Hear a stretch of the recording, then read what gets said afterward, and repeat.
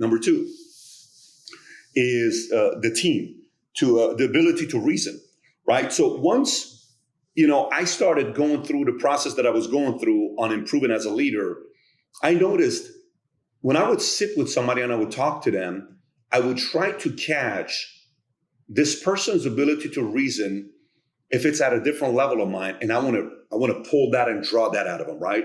And you will know certain people vibrate at a certain level. And you're like, ooh, there was a lot of depth in this guy. This was very different of a person I spoke to. I've never heard anybody explain it this way.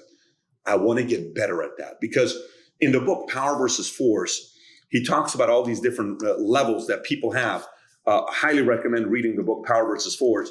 But he talks about all these different levels that people have on which one produces the highest level of vibration. And the way he breaks it down is that the lowest level that we all have is shame. Then it goes to guilt. Then it's apathy, grief, fear, desire, anger, pride. Then the first level where it leads to power instead of force is courage. You have the courage to make mistakes. Then it's neutrality. You're able to entertain different conversations that people disagree with. Then it's willingness. You're willing to work with people. You're accepting of people. You don't judge that much. Then it's you're able to reason, have an exchange of ideas. Then it's love. You love people. Then it's joy, peace, and then enlightenment being at the highest level, right? And the third one is team building. Everything in life to me is recruiting. It's recruiting a running mate. It's recruiting the right friends, recruiting the right mentor, advisors, recruiting the right spouse, recruiting the right COO, president, investors, board members. Everything to me in life is recruiting.